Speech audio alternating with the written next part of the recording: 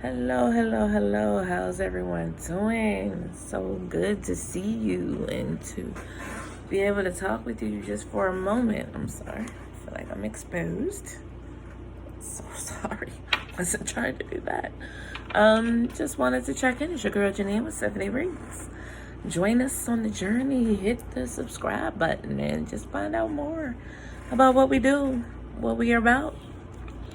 And you can also visit us on Facebook. We're there, Stephanie Reads Ministry. SRM, Stephanie Reads Ministry.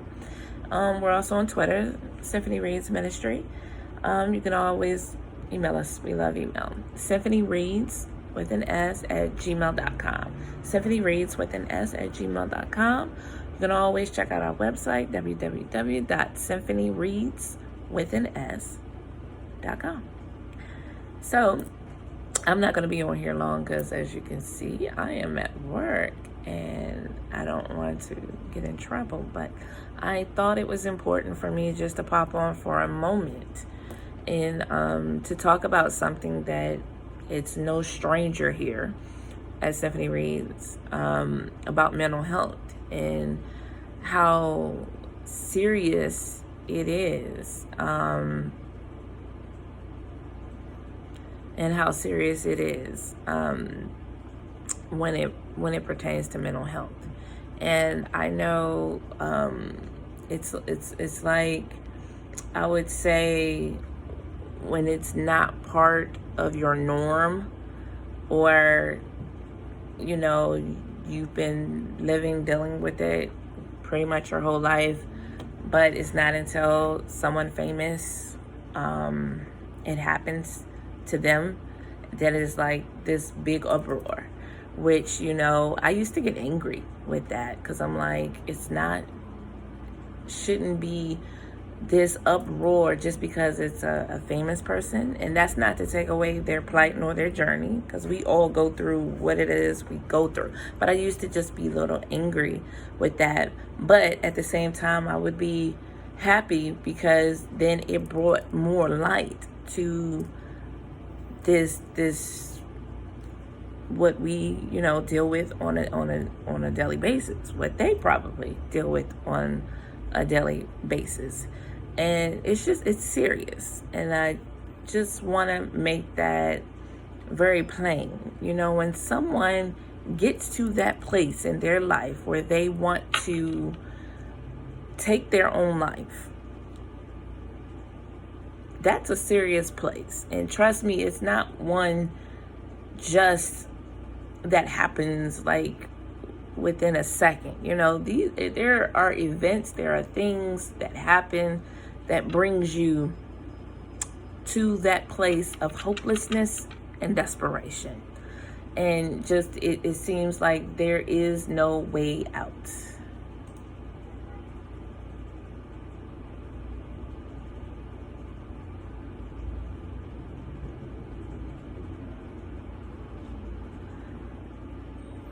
So, I'm sorry. I had to look at it in an email, but it doesn't. It's just not something like, oh, a person is being drama. I've heard a lot of reports, about Tamar Braxton. I don't know her personally. We're like a year apart in age. I do know that. And her, maybe, we're not even really 100% sure if that's indeed what she did, because so many things can happen. So I don't, like I said, I don't know her personally. I don't know her situation. And but it made me, when people were talking about it, and some people emailed me about it and was like, oh, what's your take? That's serious. That is very serious. People, and right now we're in a time where we're pushed to the edge, and I think that's for everybody. We're in a pandemic that there's just no certainties of a lot of different things. There are concerns, people wanting to open things up, and in opening things up, there's a whole nother level of concern, maybe too much concern, not enough concern, I don't know. And so we're mentally, I think, have been tested, tried, and have been pushed to the brink. And you've had more people, more than ever, who experience, a mental health concern, experience, anxiety, depression, grief, because people are still dying from this. And so, like I said, I don't know all of the situation that surrounds Miss Tamar Braxton, but I will say this, it's serious. That's not something to joke around with or play around with or say anything negative about. That's a serious place to be in. And I can say that because I know what drove me to those places, in my mind, in that battlefield, in that place where it's just, you don't see any other option. Or if you do see an option, people see you a certain way. And then you want to not be that way no more, but people want you to be that way. You know what I'm saying? And I'm talking about Janine right now. I'm talking about Janine. And, can you live outside of that light? I don't want to be seen that way. I don't want to be portrayed that way in my life. I know what I used to do, and I'm trying not to be that no more. And that could become a lot, And I would say being a celebrity or anybody, that's really well known within the public eye, I could break down. I'm not in the public eye.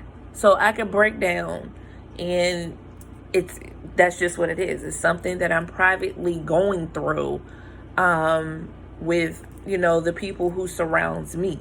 It's not out there for millions of people to see. You know about it because I'm very vocal and I will talk about it. And I would say being in the public eye, having that celebrity status, whatever you want to call it, you have to live that out in front of people. And you have to live it out not only in front of people, but then people feel like because you have to live it out to a degree in front of people, that they have the right to judge your decisions or to judge who you are as a person. No one can judge you if they don't know you. But I will say those words still hurt. Those comments still hurt. And I think as a society, we need to get to a place where I don't care who you are. You know what I'm saying? I don't care if you're, within the public eye or if you're not within the public eye. We need to do a better job of keeping our mouths shut when we just don't know. You don't know what's going to set a person off, what's going to take them to that deep end. And honestly, I don't want to be the person that if it ever was said, or could be said, what you said hurt, and that is what drove me almost over the edge to that next place. I don't want that to be me. We have to be sensitive to each other. And like I said, just because you have a friend who's very strong, who seems like they can handle it all, can do it all, they are the all, they're your superhero, they need to be checked on too. They need to be checked on too. How are you doing? Not what you're handling. How are you doing? We all need an outlet to just let it out. We all need that type of outlet. Every last one of us. Man, woman, child. Because the more we hold in, the more toxic we become on the inside. The more the devil, that Satan, that you don't probably like to hear me talk about, likes to take everything about you and use it against you. Every flaw you've ever had, every negative thing you've ever done, and use it against you.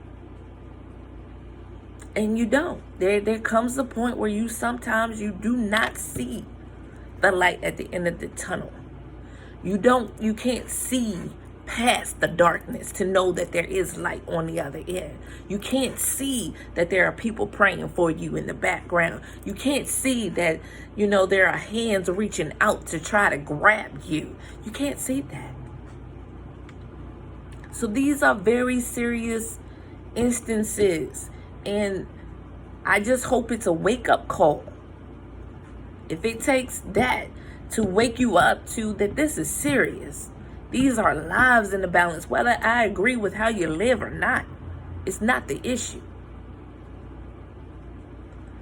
This is serious. A person's mental condition at any point is a serious thing. And trust me, I know firsthand, the mind can take you to some very dangerous places. Some very dark holes. When you open up a Pandora's box, it's easy to open but hard to close. And we don't know what drove her there, but we have to stand in prayer. And if you are close to the situation and you're close to that person, you need to check on them. Not saying that they could have never displayed a behavior that they were struggling as such. But it's okay to check on someone.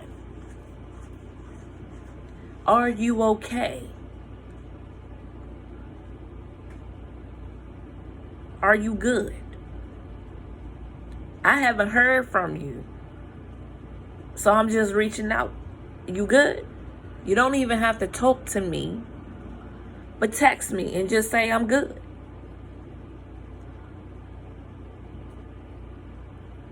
We have to take this serious because people are losing their lives.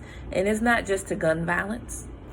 People are taking their own lives because of bullying, because of whatever situation they may have found themselves in, because people stopped believing in them, because they were hurtful. Every type of reason you can almost think of and fathom, people are taking their own lives. And it's not just older people. It's in every age group. Every color. Race, whatever. It's affecting our children. It's affecting our elders. It's affecting the middle America. It's affecting the rich. It's affecting the poor, the middle class, whatever. It's affecting people. And so just take it serious. That's my only thing about this. Take it serious. It's not a place to say she being a drama queen or he being a drama queen, or this is just another way to grab attention. And how dare she do something like that when she has a child? Do not judge something you have not stepped foot in yourself. It is not a time to judge someone. It's a time to love up on them and to just pray.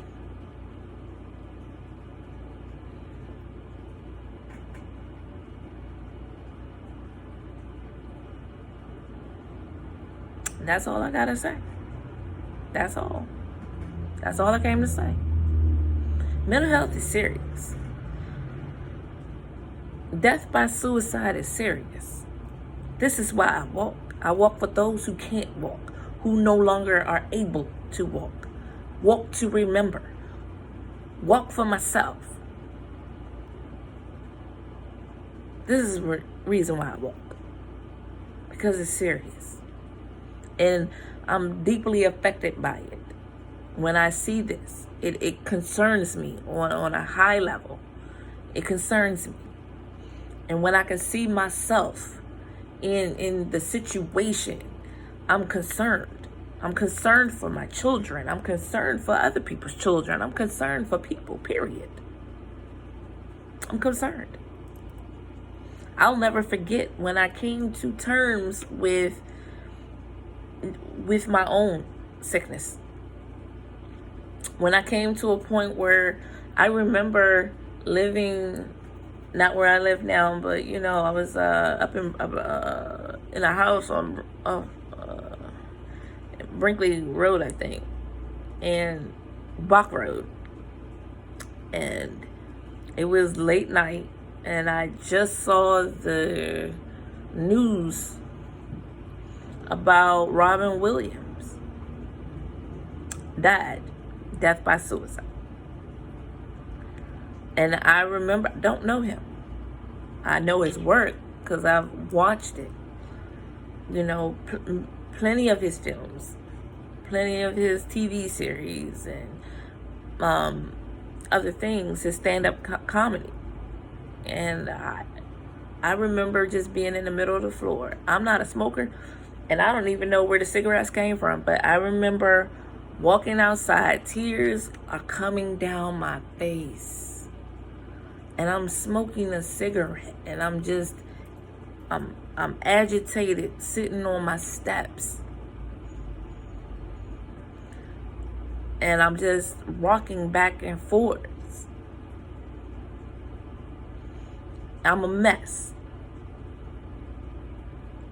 I didn't realize I was triggered, but I was a mess. And you know, someone was like, I didn't even know you liked Robin Williams all like that, Janine. And it wasn't that I knew him like that. I saw my own self in that. And I remember, I think a friend had called, and I talked to him on the phone. And he was like, are you okay? I was like, no, I'm not okay. And I remember just talking to him, and I said, this could be me. I know how many attempts I've done in my life. This could be me. And I was deeply affected by what has happened. So like I said, it hits hard, and you never know. It just woke me up.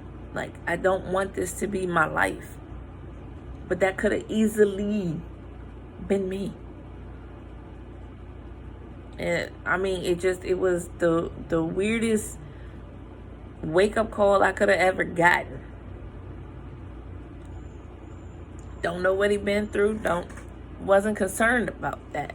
In the sense of, oh, well, he did this, wasn't concerned about that. But I was deeply affected.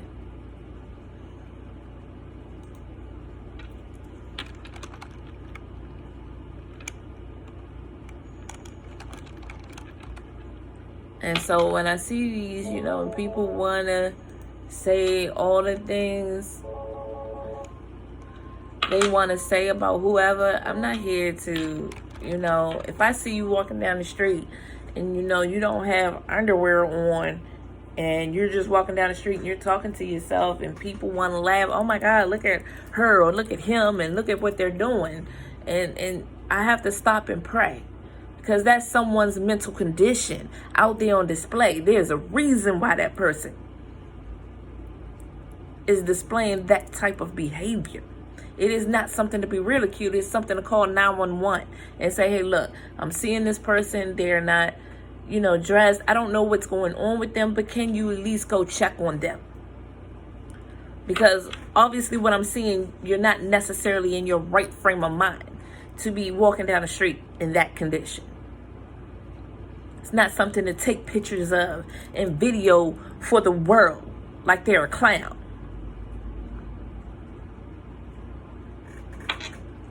Or for your amusement. Because at the end of the day, that is someone's child. That is someone's daughter, someone's son. That is someone's sister. That is someone's brother, wife, husband, niece, nephew, aunt, uncle, mama, daddy, and so forth and so on. We got to take it serious.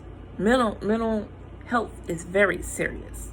It's not something to laugh at. It's not something to smirk at. It's not something to say, whatever.